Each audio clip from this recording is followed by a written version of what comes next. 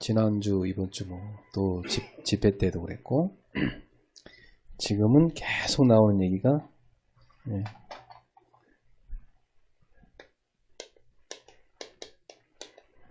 금토일 시대.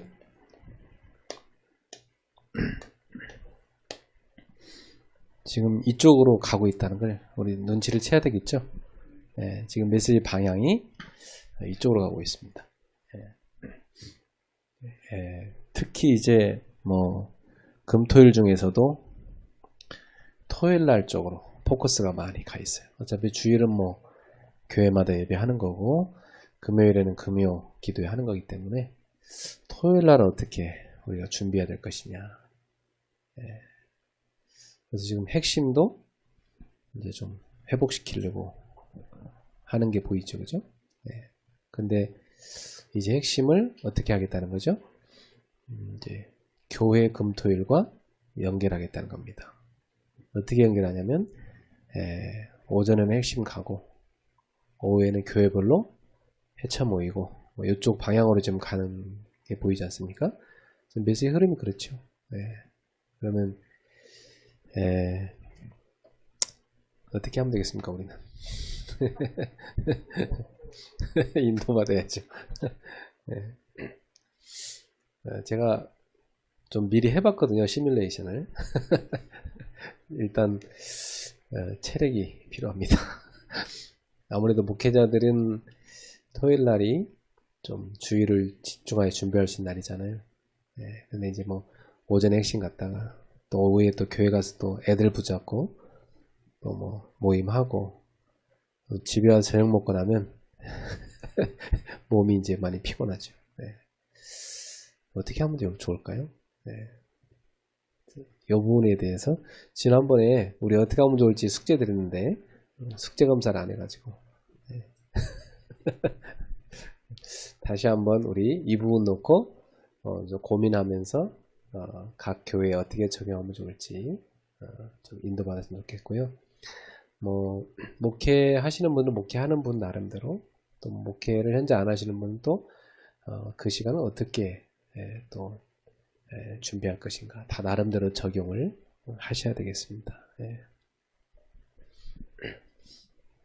그래서 이제 금토일 시대 핵심과 교회 모임을 어떻게 해야 될 것이냐, 이거에 대한 우리는 고민을 해야 됩니다. 특히 이때 뭐 하냐면 우리는 집중하는 모임, 좀 이때만큼이라도 편안하게 좀 포럼할 수 있는 시간, 그리고 전문인들이 좀 대화할 수 있는 시간. 우리 산업선교 때 전문인들 주로 모이잖아요. 이제 보통 메시지 끝나고 다 가버리니까 이제 이런 좀 대화의 시간 필요하죠. 그리고 우리 후대 랩런트들 좀 이 아이들하고도 좀 대화하는 시간이 필요합니다. 우리 후대들하고 대화하는 시간. 현재 전문인들은 주말 되면 자녀들 데리고 좀 놀아줘야 된다는 그런 필요성을 느끼고 있고, 또 아이들은 이제 어릴 때야 시간이 많지만 청소년 되면서부터는 학원에 다 붙잡혀 있습니다. 이미 학원에 다 걸려 있어요, 애들이. 그래서 목사님들께서 토요일날 애들 좀 만나자 하면 애들이 다 바쁘다고 할 겁니다. 학원 안 간 애들도 바쁘다고 그래요. 왜냐, 친구들 만날 수 있는 시간이니까. 주일날은 교회 가기 때문에 아이들도 유일하게 토요일날 친구들하고 좀 놀고 싶기 때문에 자기는 아침부터 저녁까지 친구랑 놀아야 되니까 목사님 만날 시간 없습니다. 주일날 봅시다. 애들이 그럽니다. 어떻게 해야 되겠습니까? 제가 이제 붙잡고 하다가 제가 느낀 것은 부모와 함께 협력해서 해야 된다는 생각이 들더라고요.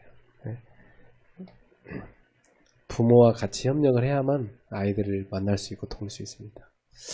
그래서 부모님들하고 같이 좀 대화하시면서 준비를 하셔야 됩니다. 저도 교회에서 이제 모이라 하니까 잘 안 왔는데, 그래서 일단 온라인으로 그럼 대화를 좀 하자. 그래서 온라인으로 1시간 정도 부모하고 랩런트하고 같이 이렇게 만나서 제가 좀 메시지 정리도 좀 해주고 같이 포럼도 나누고 기도하고 이런 시간을 지금 갖고 있습니다. 이제 대학생들한테 어떻게 하면 좋을지 모르겠다 그랬더니 우리 대학생들이 우리 이제 방학입니다. 방학이니까 같이 할 수 있습니다 그러더라고요. 대학생들, 청년들은 거의 시간 못 내더라고요. 제가 청년들 보니까 청년들은 뭐 토요일날도 일하는 애도 많고 일단 청년들은 시간이 안 되고 대학생들은 그나마 좀 시간이 좀 돼요. 그래서 전 계층이 좀 입어놓고 교회 안에서 서로 소통하면서 금토일 시대를 우리 교회는 어떻게 할 것인가를 같이 모여서 기획을 해야 됩니다. 그래서 목사님들께서도 이런 시간을 좀 만들어 보시기 바랍니다. 일단 저도 제가 시간을 좀 내보려고 되게 노력했거든요. 그러니까 이제 토요일 날에는 뭐 주일을 놓고 뭐 준비하고 이럴 수 있는 시간을 만들면 안 되겠더라고요. 아예 그냥 주중에 다 끝내놓고 주말에는 그냥 사역만 하고 그리고 주일날 와야 되고 이런 상황이에요. 삼성에서 이번 주에 신문에 났는데 이제 한 달에 한 번씩 한 달에 한 번씩 금요일날 쉰다고 하더라고요. 벌써 이제 서서히 시작을 하는 거죠. 단 조건은 목요일까지 할당된 시간을 다 채운 사람. 그러니까 목요일까지는 막 빡세게 하고 그걸 다 채운 사람은 토요일날 출근 안 해도 좋다. 이렇게 했던 거예요. 한 달에 한 번. 그럼 이제 서서히 이제 바뀌어갈 수밖에 없는 게 이제 AI가 일을 대체하는 시대가 옵니다. 그러면 아무래도 이제 사람이 할 일은 줄게 돼요. 그러면 이제 당연히 금토일 시대에 갈 수밖에 없어요. 금방 옵니다. 우리 코로나 이후로 이 온라인 시대가 확 와버렸잖아요. 근데 금방 옵니다. 이제 그러면 이제 금토일에 사람들이 이제 다 다닙니다. 뭐 친구도 만나러 가고 또 친정에도 가고 뭐 시댁에도 가고. 그래서 우리 교회도 보니까 뭐 금토일에 뭐 그 가는 사람들 많아졌어요. 매주 뭐 몇 팀씩 가요. 매주 주일날 보면 몇 팀씩 어디 갔다 오르고 뭐 친정 갔다 옵니다. 시장 갔다 옵니다. 어디 갔다 옵니다. 이제 시작이 좀 돼가고 있구나. 좀 있으면 본격화되면 교인들의 한 반은 그렇게 할 겁니다. 반은 이제 다 어디 갔다 오르고 주일날 이제 교회 못 오죠. 이제 점점 예배가 이제 온라인 쪽으로 옮겨가게 돼 있고, 온라인에서는 또 정상적인 예배는 어려운데 사실상. 그러니까 이걸 막을 수는 없습니다. 이미 그런 흐름이 갔기 때문에. 그럼 이제 우리는 지금까지 한 번도 해보지 않은 목회를 이제 새로운 목회를 해야 되는 시험대에 올랐죠. 그러면 지금 시대는 온라인과 오프라인을 이걸 동시에 함께 할 수 있어야 됩니다. 그리고 주말에 다는 못 온다고 저는 확신해요. 다는 못 와요. 특별한 사람들만 옵니다. 이 주말에 특별한 모임이 될 겁니다. 요거에 대해서 정말로 인식하고 함께 하겠다는 사람들 보이게 돼 있죠. 그래서 요 주말에 정말 후대들을 위해서 집중하겠다는 사람들, 그런 사람들을 한 분 한 분 챙기셔서 같이 준비하시고 주말을 집중 모임하는 캠프로 그렇게 만드셔야 되겠습니다. 저는 이 부분에도 고민이 실제로 있어서 이 시간 포럼을 나누고요. 목사님들 다 고민이 있을 거라 생각해요. 그러면서 제가 또 가진 고민 중에 하나는 아마 다 똑같을 건데요. 이 지난주에 제가 말씀을 드렸는데 영적인 성장이 이루어져야 되는 거죠. 성도들이. 영적인 성장이 왜 안 이루어지는가 하는 것입니다. 노트에다 메시지 엄청 적는데, 그죠? 벌써 여러분도 이번 주 노트에다 받아 적은 것만 해도 빽빽하시죠? 벌써 뭐 화요 집회 가서 3개 들었죠. 목회대원 가서 9개 강의 들었죠. 그것도 핵심 때 4개 들었잖아요. 그러다가 매일 기도 수첩 듣잖아요. 얼마나 많습니까? 우리 성도들도 아마 그게 다 듣지 못하더라고, 성도들은. 열심히 사람 몇 명 빼고는 거의 뭐 한두 개, 몇 개 듣습니다. 우리가 메시지는 많아요. 지금 메시지는 막 쏟아져 나옵니다. 근데 이 많은 메시지를 어떻게 개인화 시킬 것인가? 우리 목회 현장에서 성도들을 어떻게 개인화 시켜야 되겠습니까?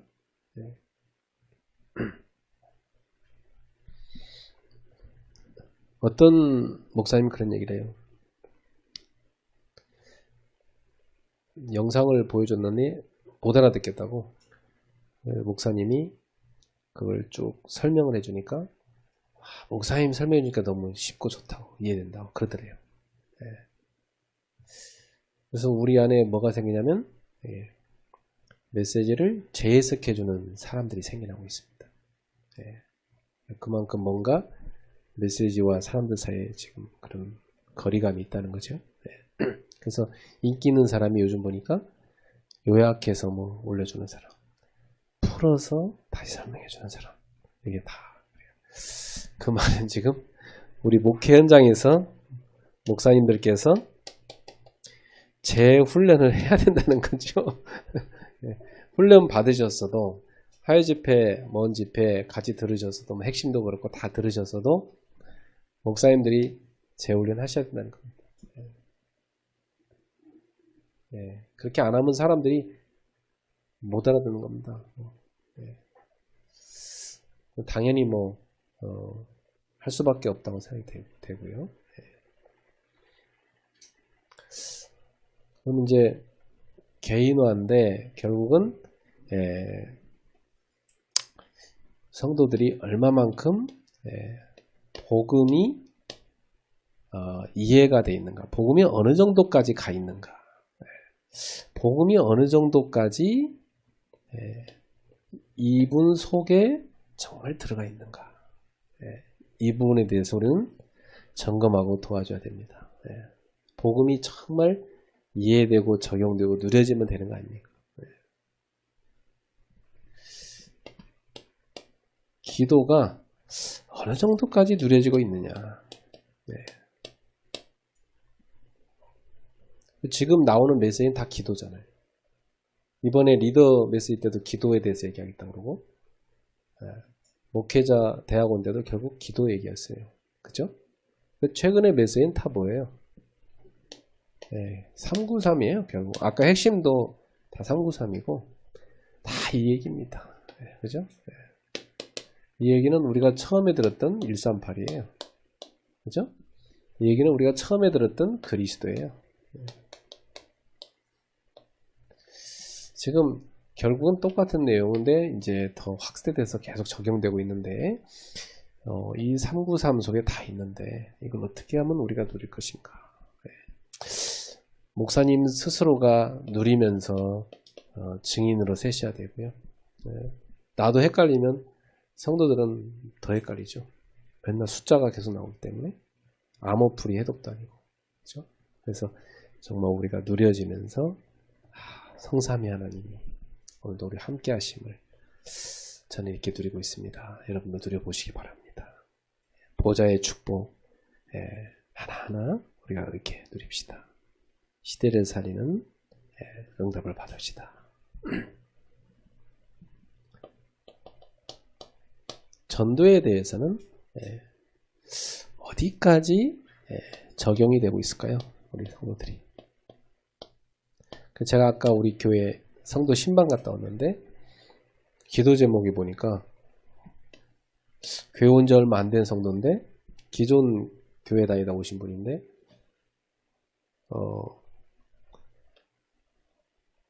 본인의 업의 장소가 이 복음의 장소가 있으면 좋겠다. 그리고 주변에 이 사람을 전도했으면 좋겠다. 그리고 정말로 말씀 누리는 그런 가정이 되도록 기도해달라.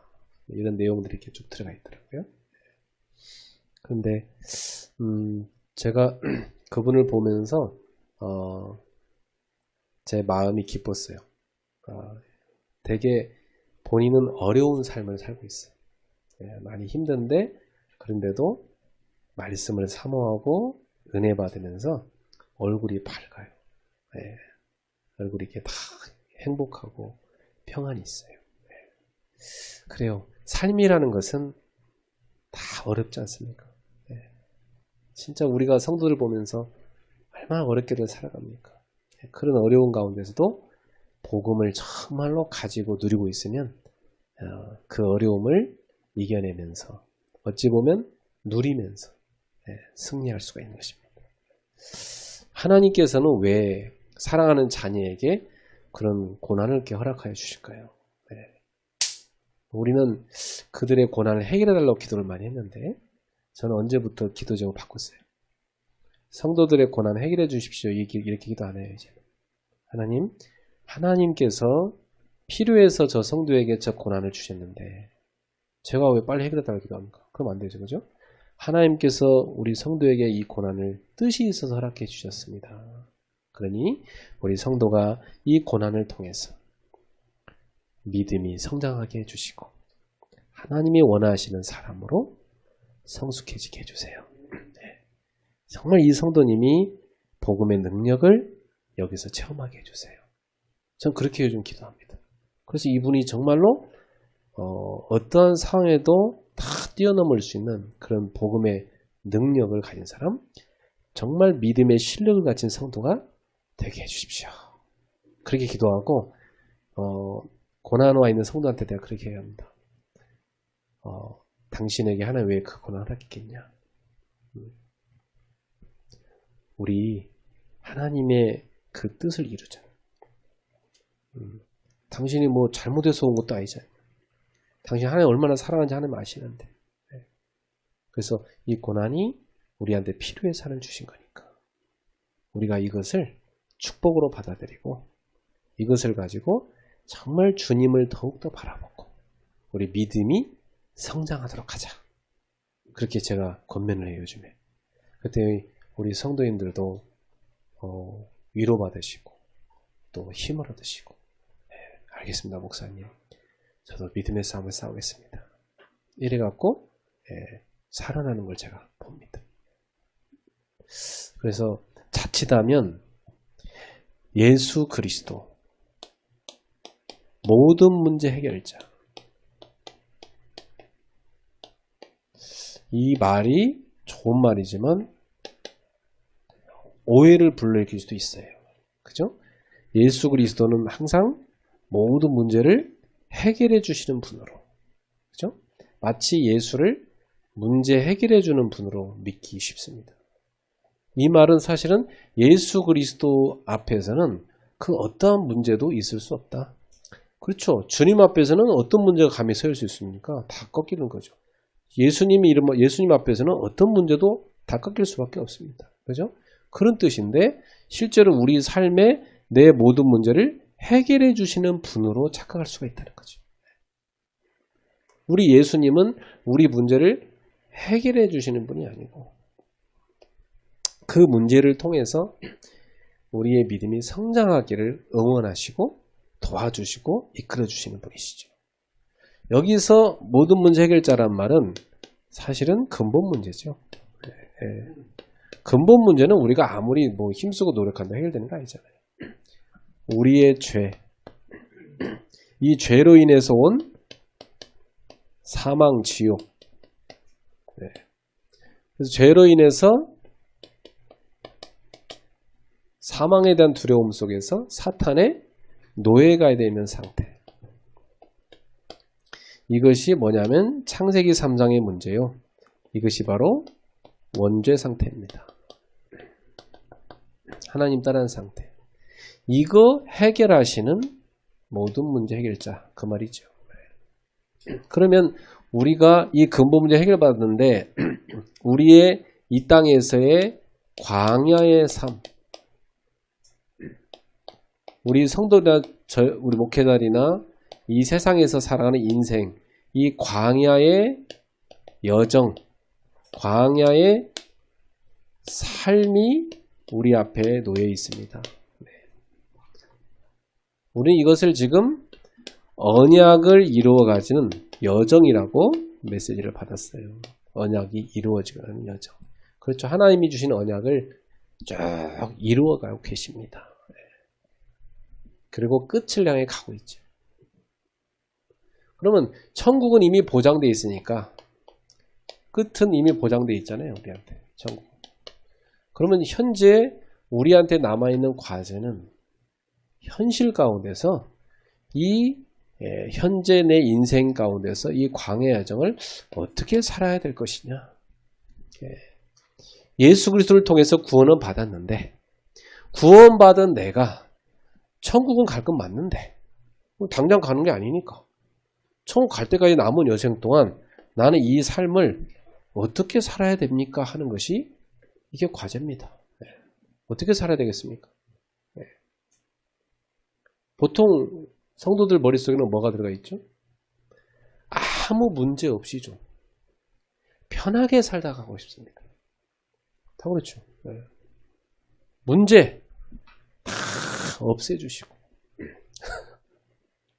고난도 하나도 없게 해주시고 만사 형통하게 해주시고 건강하게 해주시고 그죠? 잘 살다가 가게 해주십시오.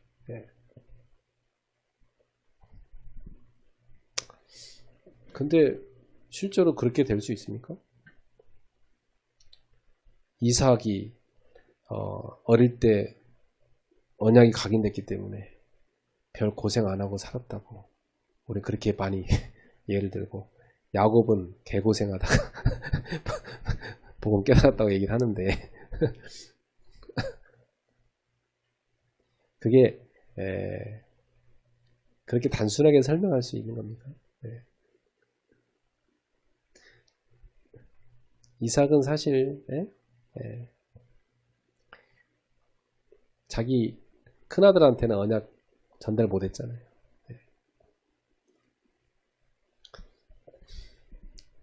그러면 우리도 자식을 낳아 키우는 부모니까 좀 편하게 살다 갔으면 하고 바라는데 근데 여러분 생각해보면 제가 한번 여러분한테 예를 들어볼게요.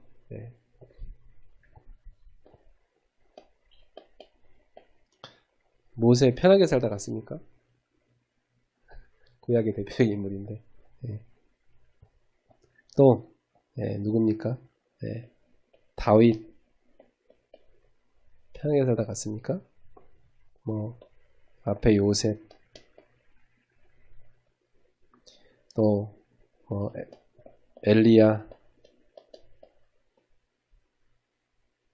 그리고 뭐 다니엘 또 바울 초대교회 성도들 편하게 살다 갔나요?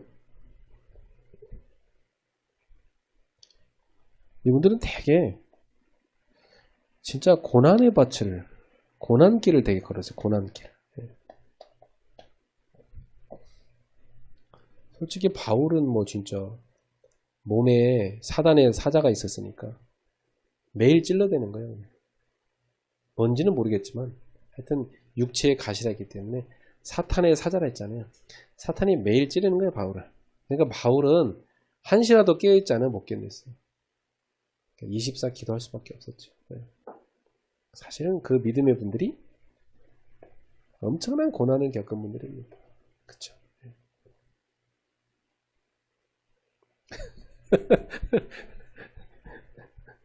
근데 이제 우리는 복음 받고 그런 생각 했잖아요. 야, 우리가 복음 모를 때 목회 개고생했으니까 이제는 목회 폈다. 이제 목회 쉽게 할 수 있다. 쉽게 되던가요? 일부 교회는 되죠. 막 강의 잘하고 인기 있고 막 사람들 몰려들고 그런 교회 몇 개 됩니까? 1% 됩니까? 나머지 99% 교회들은 다 어려운데.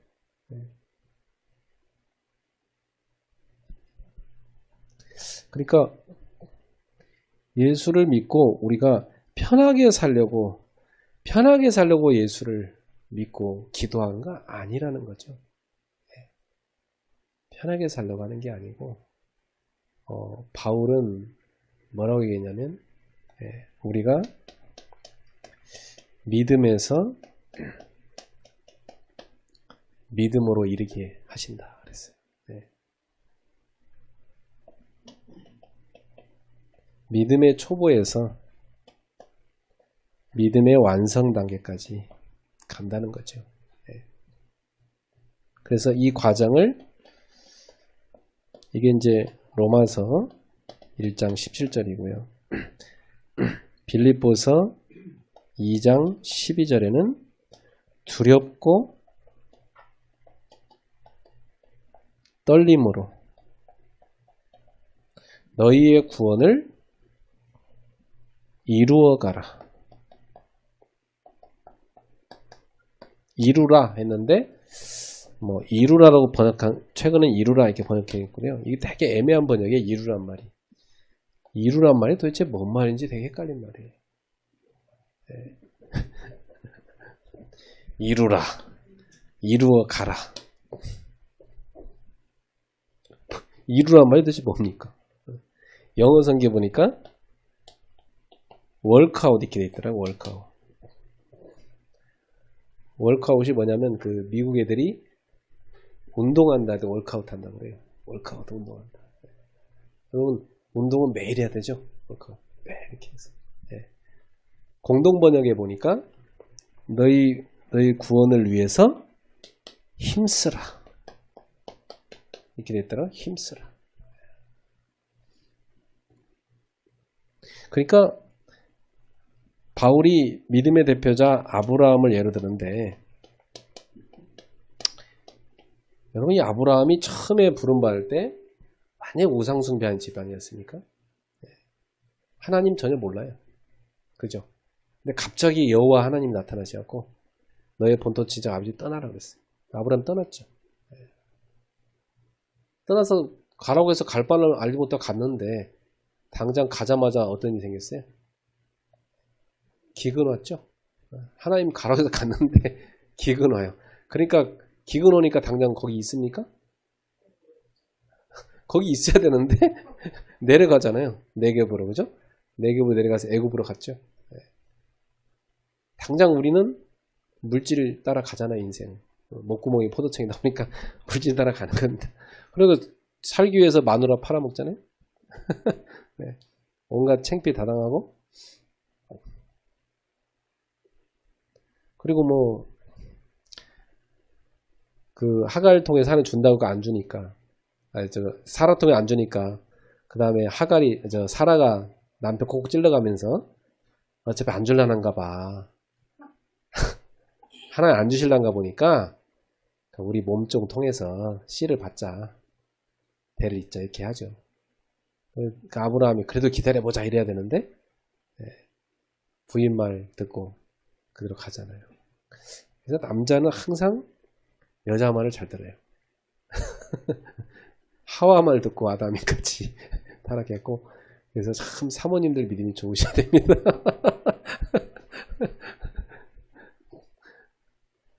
어떤 집은 당회에서 시큰다 얘기해놨는데 목사님이 집에 갔다 오시더니 다음날 당회에 의논한 걸 반대로 뒤집어 버리셔.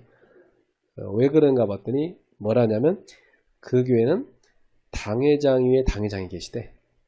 당당회장이 계시다네. 당당회장님이 사모님이셔. 그런 얘기까지 나옵니다. 자, 어쨌든 간에 아브라함이 사라 말 듣고 그래서 하가를 얻었다가 잘 됐습니까? 잘 안 됐죠. 네. 두 여자 얻어놓으니까 또 둘이 맨날 싸우잖아요. 네. 또 이제 사라가 언제는 하갈 데려다가 부인 사무라에 넣고 이제는 들들 볶잖아요. 저 여자 내쫓으라고. 그러니까 여자 말 들으면 안 되는데, 그죠? 네, 아브라함이 사라 말 듣고 또 실수를 한 거 아닙니까? 네, 그리고 또 내쫓아요. 그리고 또 아무리 기다려도 안 주세요. 안 주시니까 이제 엘리에셀 종을 통해서 유업을 잇자. 그랬더니 하나님 그때 나타나시더니 밖으로 나와봐. 하늘의 별 보여주시고 별과 같이 많게 해줄게 네 옷을. 그죠? 예. 땅의 모래와 같이 네가 모래 셀 수 있냐? 못 세지 않냐? 그만큼 네 후대를 많게 해주겠다. 아시죠? 예. 그런 것도 안 주세요. 그러다 이제 어느 날 창세기 18장에 가보면 나그네를 대접하잖아요. 거기에 하나님의 보낸 사자가 와 있죠. 예. 그래서 내년에 아들이 있을 거야. 그랬더니 부엌에 있던 사라가 웃잖아요. 말도 안 되니까. 사라야, 네가 왜 웃었느냐? 안 웃었나이다. 웃었느니라. 그러고 이제 떠나잖아요. 그리고 진짜로 사라의 생리가 끊어졌는데 말은 가지인데 말라비틀은 가지. 생명이 없는 가지와 같은 몸이 됐잖아요. 생산력이 끊어진 가지. 근데 그 말라비틀은 가지에서 생명이 맺히지 않습니까? 그래서 하나님은 어떤 분입니까? 무에서 유를 창조할 수 있는 분이시죠. 생명을 없는 걸 있게 할 수 있는 분이시죠. 아브라함이 거기서 믿음이 엄청 체험됩니다. 왜 그렇겠어요? 25년 만에 응답받았으니까.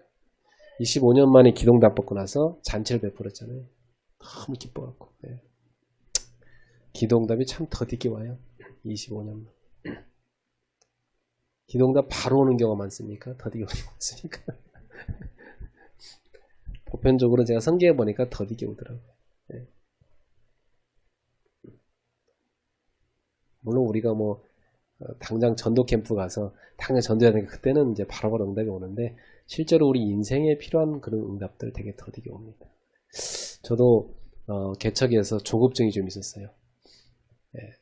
그래서 막 메시지 엄청 막 쫙 매기고 막 엄청나게 막 훈련 강하게 시키고 그리고 노트가 엄청나게 사람들 이렇게 확 채워졌거든요.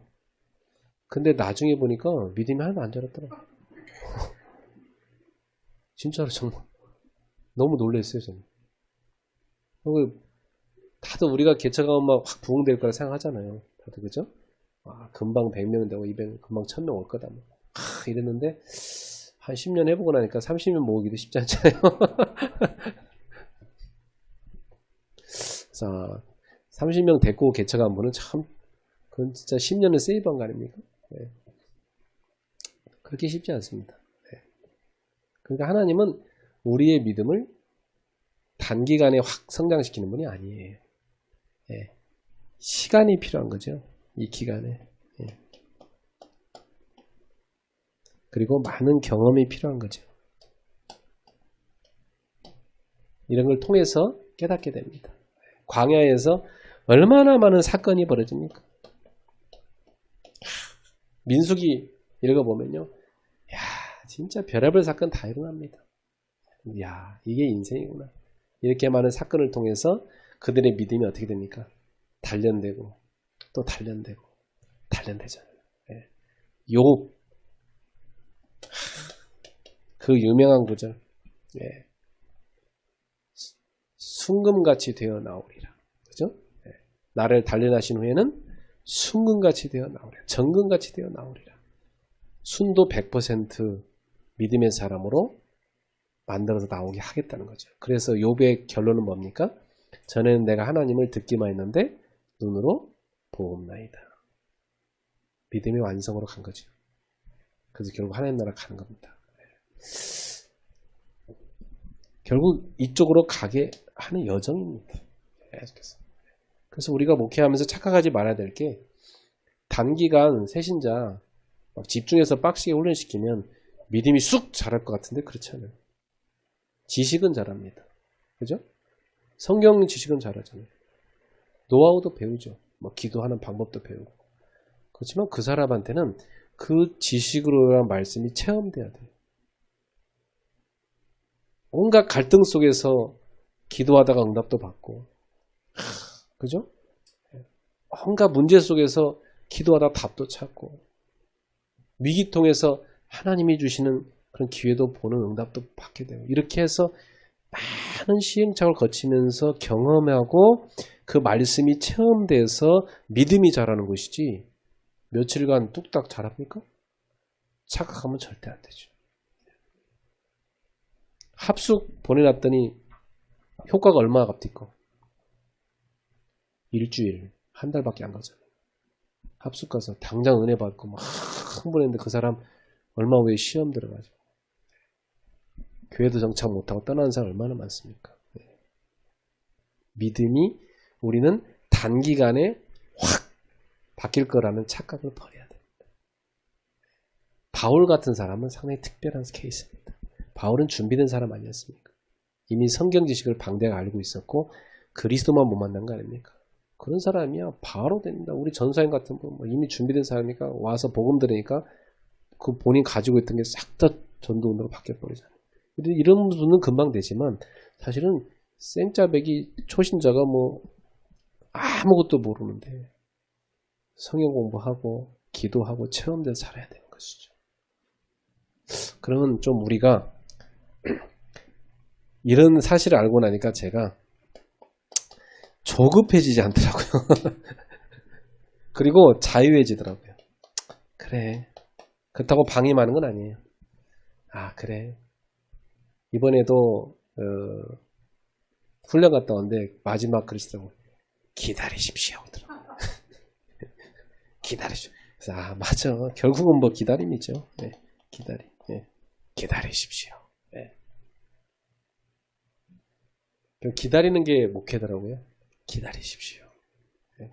주의 성령께서 저 사람에게 임하시고 역사하시기를 우리는 기다리는 거죠. 어떻게 주님이 저 사람을 만들어가고 변화시켜 가실까. 네. 그리고 성도들 문제 생기면 이 문제를 해결해 주십시오. 그렇게 기도하지 마세요. 네. 그 하나님이 주신 문제인데 하나님이 해결 안 해주겠습니까? 네. 우리가 기도한다고 빨리 해결해 주겠습니까? 그 사람 그 문제통에서 하나님 원하는 뭔가 있는데 그거 아직 안 바뀌었는데 그거 아직 믿음이 성장 안 했는데 그거 해결해 주면 안 되잖아요. 그죠? 우리가 아이들 군대 보내기 싫지만 군대 보내야 되잖아요. 군대 보내야 남자가 돼서 오잖아요. 가지마. 그러면 애가 성장 안 하는 겁니다. 우리 성도들도 하나님이 훈련시키려고 문제 줬는데 그걸 갖고 와서 해결해 주십시오. 내가 밤새도 기도할 테니까 해결해 줄 거야. 그럼 목사를 뭘로 알겠습니까? 무당으로 하는 거지. 그래? 하나님이 뜻이 있는 건데. 네.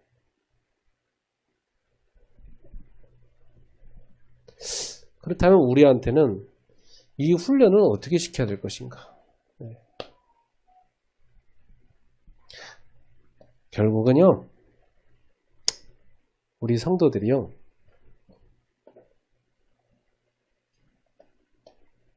들은 말씀이 자기 삶에 체험돼야 됩니다.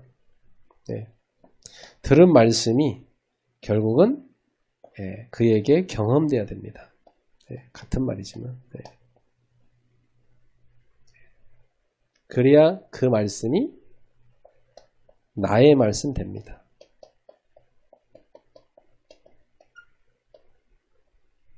근데 말씀 붙잡은 게 있어야 나중에 체험되죠. 그래서 우리가 할 일은 말씀을 부지런히 가르쳐서 붙잡도록 도와줘야 돼요. 노트에 써놓은 거 안 써놓은 사람은요 체험도 못합니다. 그나마 써놨으니까 나중에 체험될 것이지. 예. 근데 이 말씀을 붙잡는 것도 집중해 주지 않으면 안 되더라고요. 집중해 줘야 돼요. 예. 그래서 1대1로 집중을 하든 소그룹으로 집중을 하든 우리 이걸 찾아야 됩니다. 1대1도 좋고요. 소그룹도 좋고. 그래서 뭐 남자들만 따로 모아야 되고 주말 밤만 따로 모아도 되고 월요일 밤만 따로 모아도 되고 새벽 밤 모아도 되고. 예. 그래서 저도 이번에 신방할 때도 바쁜 사람은 온라인으로 했어요. 예. 또 시간 있는 분은 가서 대화도 하고 밥도 같이 먹고 이렇게 하고 형편껏 하는 겁니다. 예. 그래서 한번 교회에 맞게 어떻게 하면 집중할 것인가 고민해 보셨으면 좋겠고요. 결국은 문제가 성도한테 왔다는 것은 그것은 굉장히 중요한 시간표인 겁니다. 아무 문제 없이 편하게 살다 간다. 그런 인생은 없습니다. 네. 죽었으면 그렇게 되죠. 살아있으면 그렇지 않습니다. 살아있는 존재는 병충해랑 싸우고 병균하고 싸우고 그죠? 네. 생명 자체가 생명을 위협하는 것과 싸워야 됩니다. 살아있기 때문에. 그러면 우리 성도들에게 하나님이 중요한 성장을 시킬 때는 문제를 허락하시거든요. 그러면 문제가 왔을 때 하나님이 왜 이 문제를 주셨을까요?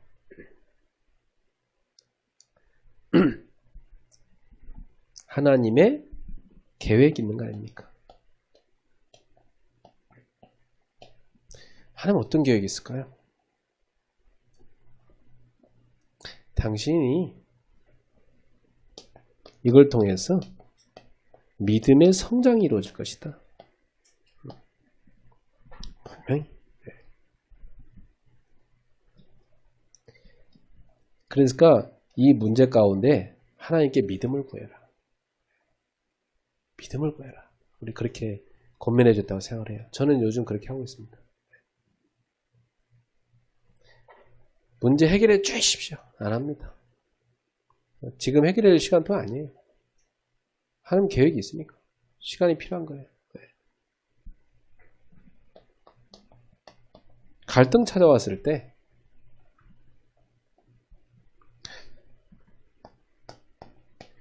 하나님 계획이 뭡니까? 그릇 작다는 거 아닙니까 지금? 예. 그릇이 작다는 거니까 그릇을 키워야 되는 거죠. 그릇이 갑자기 커집니까? 안 커집니다. 저희 집 사람이 아가씨였는데 갑자기 엄마가 됐잖아요. 그러니까 혼자 아가씨로 이렇게 막 자유롭게 살다가 갑자기 애 둘 엄마가 되니까 얼마나 당황스럽겠어요. 그쵸? 그러니까 시행착오를 많이 하죠. 네. 여러분 법적으로 딱 매였다고 엄마입니까? 법적으로 엄마가 됐지만 실제 엄마가 되려면 아파봐야 돼. 애 때문에 울어봐야 돼. 저놈이 내 마음을 몰라주는구나. 그죠? 네. 그래서 가슴으로 알아봐야 가슴으로 낳는 엄마가 되는 거죠. 그렇죠? 그 진정한 엄마가 되려면 아픔이 필요한 거예요. 사랑은 오래 참고 사랑은 오래 괴로운 것입니다. 사랑 안 하면 괴롭잖아. 그죠? 사랑 안 하는 엄마는 괴롭지 않아요. 되든 말든 뭐 네 알아서 하다 뭐 어떤 말들이 상관없다. 그 무관심. 그건 사랑하지 않는 사람이죠. 사랑하기 때문에 간섭도 하고 애 붙잡고 싸우기도 하고. 네. 나는 우리 집사람은 애들하고 한 번씩 갈등하는 거 당연한 순서다. 전혀 낙심하지 않았어요. 다 엄마가 돼가고 있구나. 얼마나 괴롭겠냐. 본인이 속상하고 힘들 거예요. 그래도 어쩔 수 없어요. 그건 본인이 엄마가 되려면 겪어야 돼. 그건 내가 대신 겪을 수 없어. 네.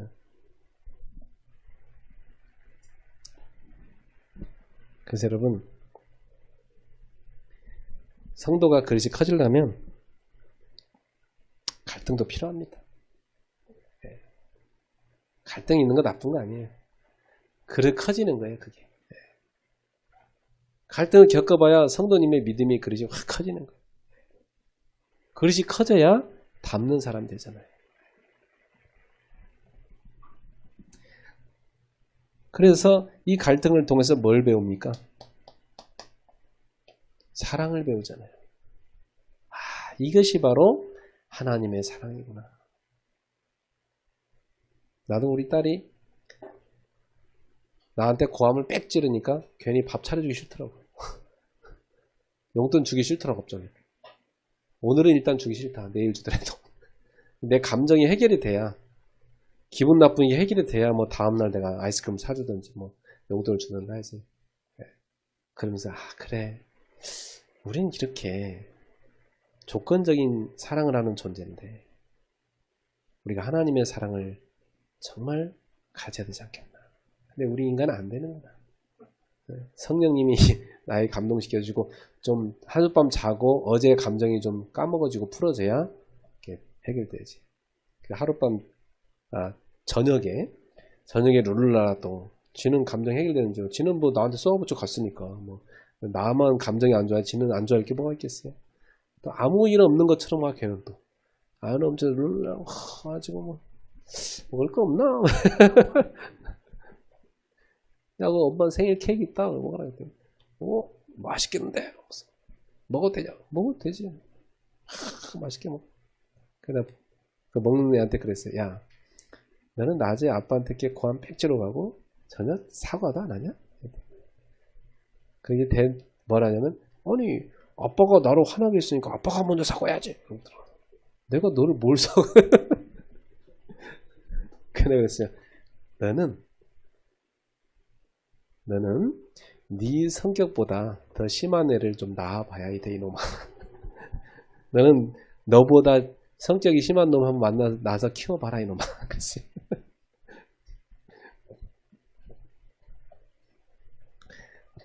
그릇. 네. 하나님의 사랑이 들어가야 그릇이 커집니다. 다른 거 갖고는 안 됩니다.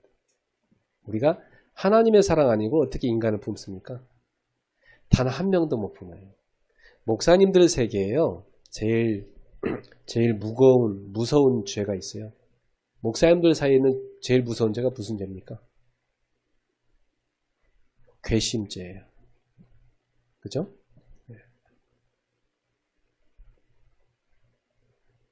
괘씸죄 딱 걸리면요. 그 힘 있는 목사님이 저놈은 안 돼. 좀 저거 좀 훈련 좀 시켜야 돼, 저거. 그래갖고 딱 막아버리면요. 싹 막아버려요. 어떤 목사는 아직도 노예에서 교회 설립을 안 해주는 교회가 있어요. 노예 가입을 안 해주고, 노예 설립도 안 해주는 데가 있어요. 왜 그러냐 했더니, 괘씸죄 걸렸더라고.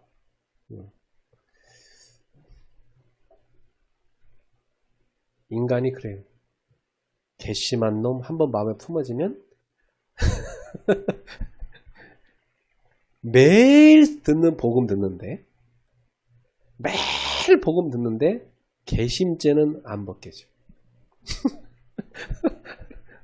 그래도 이러면서 그래도란 선물을 갚으래. 괘씸죄는 안 벗겨져.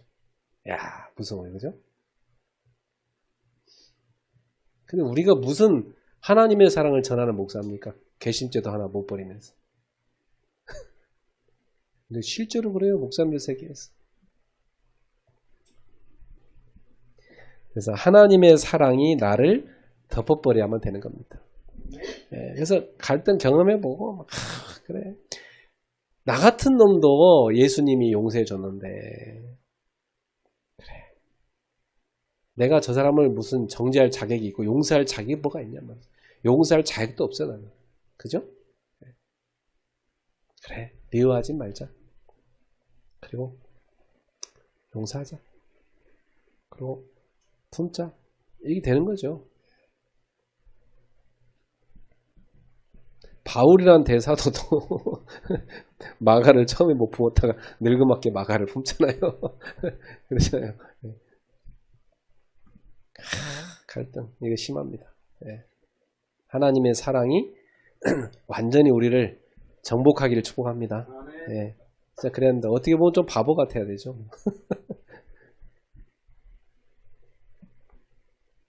위기 와봐야 돼요.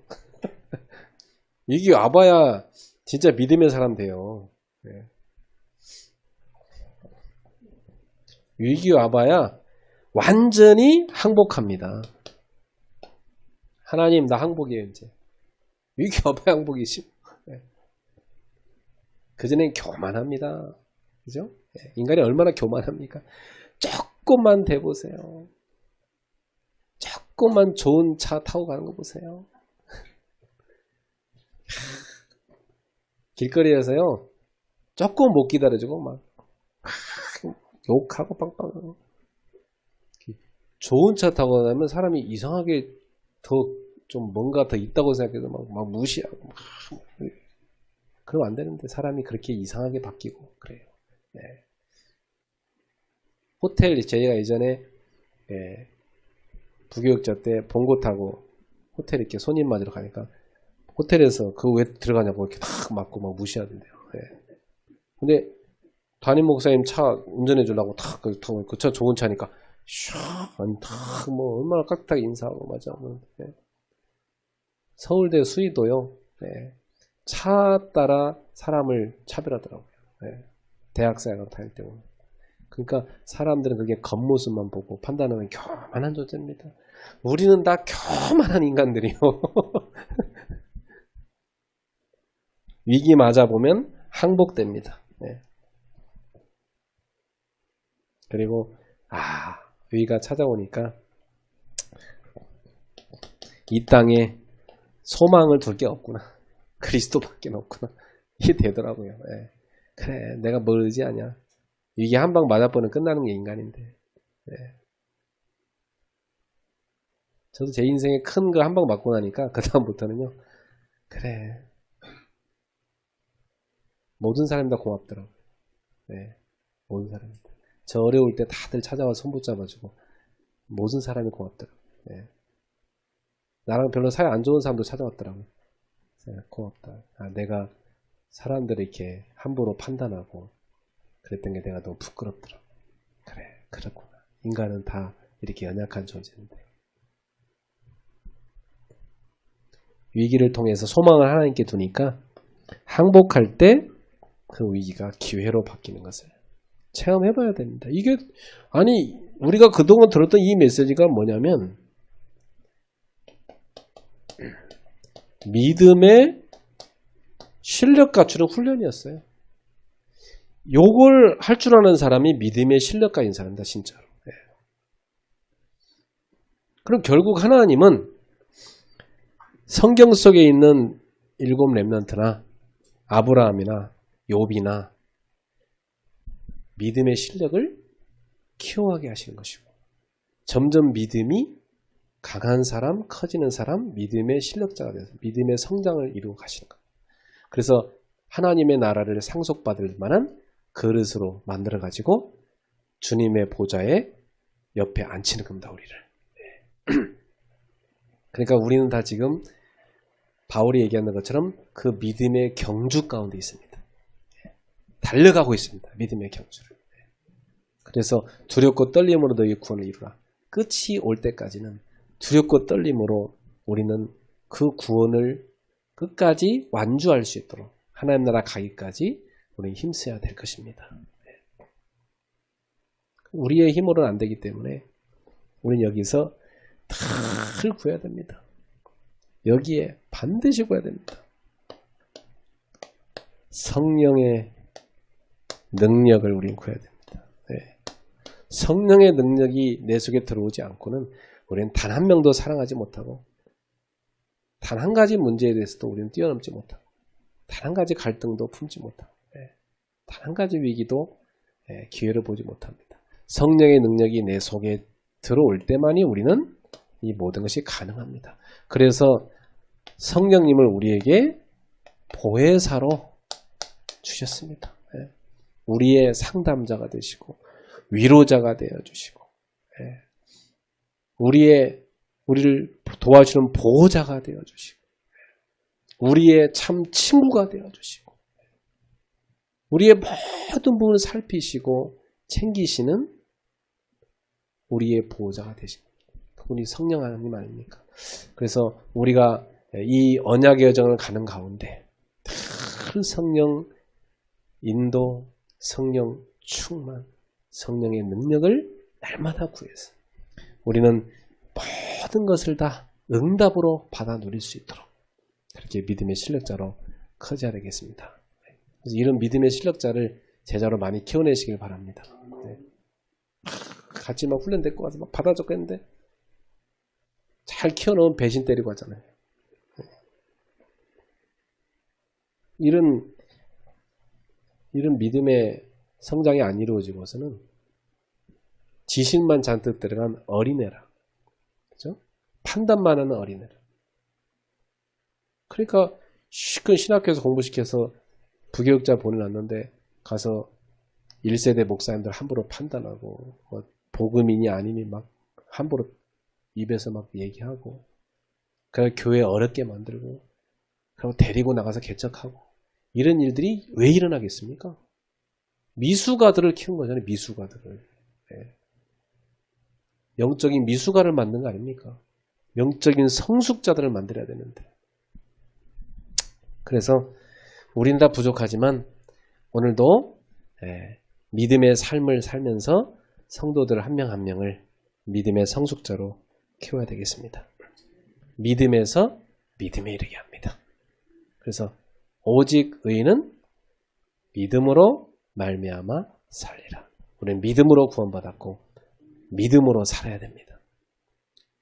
우리 구원은 은혜로 받았는데 은혜로 받았으면 그냥 바로 죽으면 끝이 아닙니까? 근데 안 죽잖아요.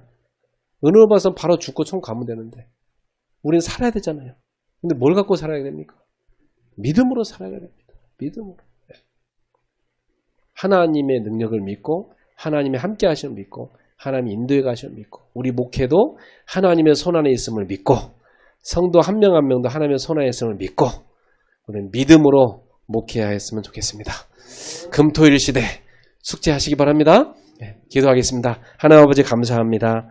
부족한 우리들이지만 하나님의 은혜 주시고 귀한 전도자의 대열에 복음운동의 대열 속에 부르심을 감사합니다. 하나님 우리가 받은 이 복음 가치를 깨닫고 날마다 믿음의 실력을 키워가게 하여 주옵소서. 우리 주신 이 복음 가지고 모든 것을 적용하면서 믿음의 실력자들이 되게 하여 주시옵소서. 그래서 우리는 문제 갈등 위기를 통해서 믿음이 날마다 자라가게 하여 주시고 우리 성도들도 함께 자라가는 목회가 이루어지게 하여 주시옵소서. 우리 목사님들이 그 일을 감당할 수 있도록 보혜사 성령님께서 날마다 살펴주시고 함께해 주시고 은혜를 부으시며 격려해 주시며 힘을 북돋아 주시며 연약함을 도와주시기를 간절히 구하옵나이다. 성령님의 능력으로 목회할 수 있게 하여 주시옵소서. 믿음의 실력 있는 제자를 키워내게 하여 주시옵소서. 목사님을 이해하고 협력하며 도울 수 있는 성숙된 제자들을 키우게 하여 주시옵소서. 예수님의 이름으로 기도하옵나이다. 아멘.